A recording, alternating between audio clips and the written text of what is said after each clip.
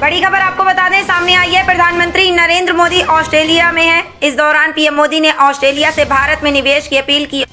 साथ ही बड़ी जानकारी आपको दे दें कि ऑस्ट्रेलिया के सबसे बड़े पेंशन फंड ऑस्ट्रेलियन सुपर ने घोषणा की कि वे भारत के राष्ट्रीय निवेश और अवसंरचना कोष में 50 करोड़ ऑस्ट्रेलियाई डॉलर का निवेश करेंगे।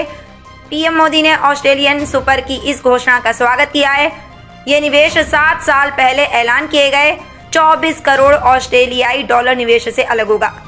साथ ही पीएम मोदी ने ऑस्ट्रेलियाई निवेशकों से भारत में स्वच्छ ऊर्जा, महत्वपूर्ण खनिज खनन, बुनियादी ढांचे की निर्माण, शहरी विकास, विमानन, रसद, उन्नत प्रौद्योगिकी, एआई, फिनटेक, फूड प्रोसेसिंग और डिजिटल अर्थव्यवस्था में निवेश की अपील की। पीएम मोदी ने कहा कि भारत का विशाल आकार और ऑस्ट्रेलिया की विशेषता दोनों पक्षों के लिए फायदेमंद साबित हो सकते हैं। साथ ही कहा कि आज दुनिया अनिश्चितता, आपूर्ति श्रृंखला में रुकावट और ऊर्जा संकट के दौर से गुजर रही है। ऐसे समय में भारत और ऑस्ट्रेलिया का प्राकृतिक और भरोसेमंद साझेदार के रूप में आगे बढ़ना स्वाभाविक भी और आवश्यक भी है। प्रधानमंत्री आज मेलबर्न के मार्वल स्टेडियम में 40,000 भारतवंशियों को संबोधित भी करें।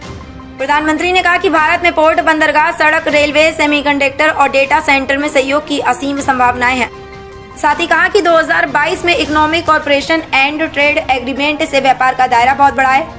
हम इनोवेशन, टेक्नोलॉजी ट्रांसफर की दिशा में लगातार सहयोग कर रहे हैं। परमाणु ऊर्जा के क्षेत्र में आज हमने एक अहम समझौता किया है।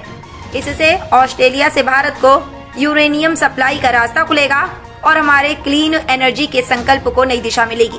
साथ ही कहा कि एआई पैक्ट की पहल की है। हम मिलकर क्रिटिकल मिनरल कॉरिडोर पर भी काम करेंगे। हिंद प्रशांत सिर्फ 2 महासागरों का संपर्क नहीं है, बल्कि ये दोनों देशों के साझा महत्वाकांक्षाओं का भी प्रतीक।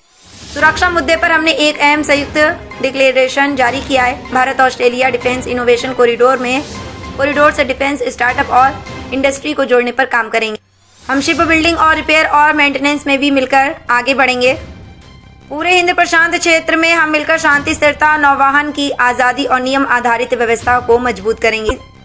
ऑस्ट्रेलिया भारतीय छात्रों के लिए पसंदीदा डेस्टिनेशन है। हमारे नागरिक ऑस्ट्रेलिया के विकास में योगदान दे रहे हैं। हम छात्रों और कॉलेजों के बीच आदान प्रदान बढ़ाते रहेंगे।